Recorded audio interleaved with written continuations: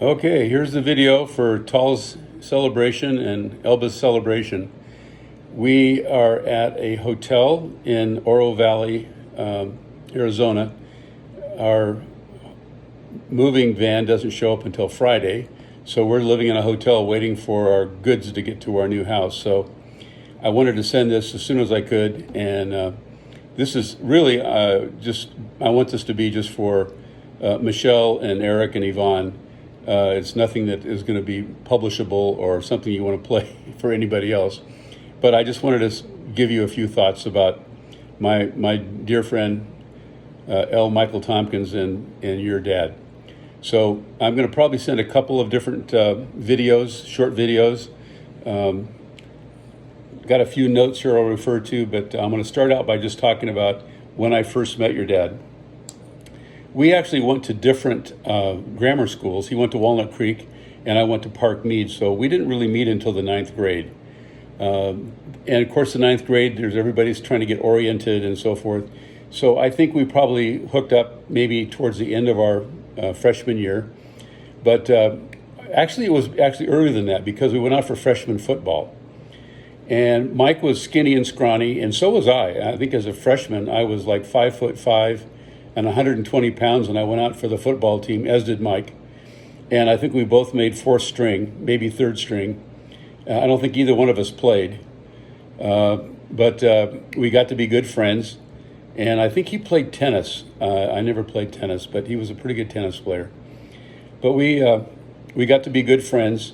And in high school, one of the things I'd say about your dad is that chameleon is the wrong word, but he was able to get along with everybody, genuinely. In high school, we had what's called the black shoes and the white shoes. The white shoes were kind of like athletes and kind of the goody-goodies that, always dressed nicely and had girlfriends and did very traditional kinds of things. The black shoes were sort of the guys that didn't wear belts. I mean, that was a big thing. You had to wear a belt. And they went out in the parking lot and smoked during lunchtime and after school. And some of them had hot rods, a lot of them had motorcycles.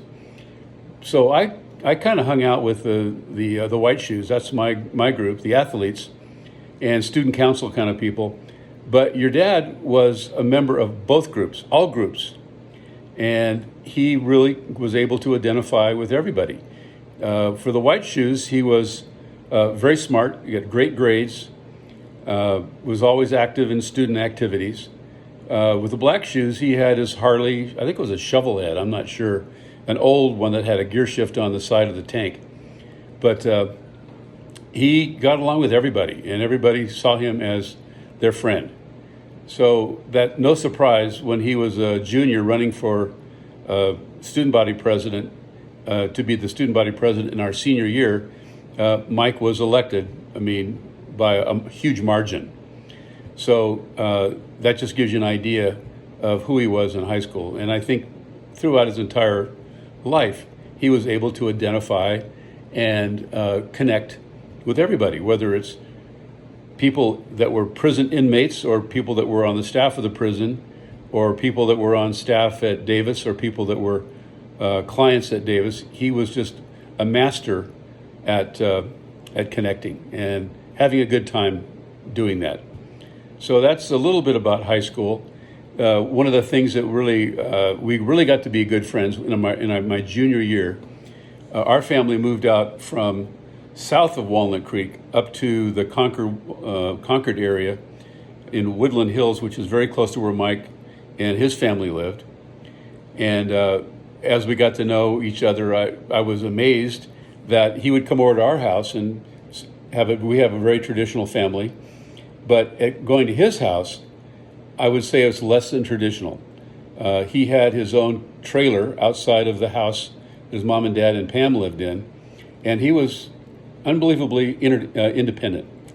So he relished in the idea that he was there by himself in his trailer. I think it was like a 20-foot or 18-foot camping trailer, big enough for him to sleep, had a little kind of a kitchen and had a kitchenette with a table between the two couches. So a lot of the times I would spend my evenings over with Mike in his trailer talking about world philosophy and girls and all of that kind of stuff.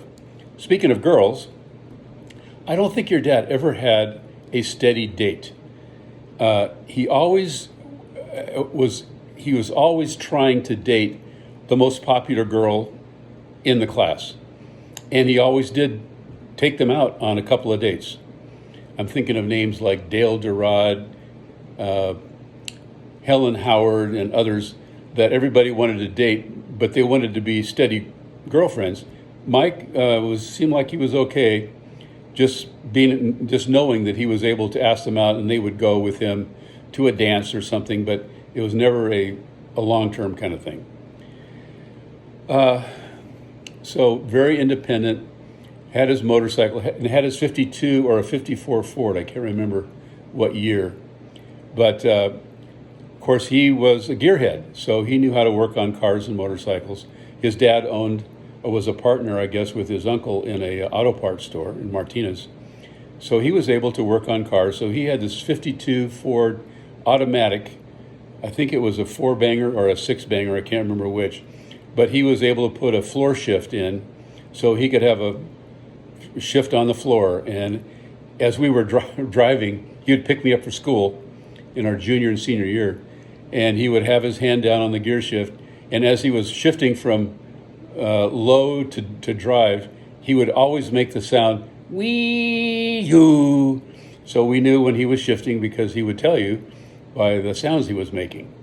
So very independent, very unique individual from the very first. One of the things that I was thinking about that made him unique is that when he and I were together, either in his trailer or hanging out somewhere, just the two of us, he was pretty normal. I mean, pretty much one of the guys. And we've had long conversations about lots of things, whether it's religion or politics or girls or whatever it was. But the minute there was a third person that showed up, your dad was on stage performing. And those of us that were there were the audience. And a lot of people never figured that out about your dad. They always thought that he was on stage. And I knew better because I've had many, many long, serious discussions on our road trips and in the trailer and when he was at Berkeley. So I guess maybe that's a good segue into college.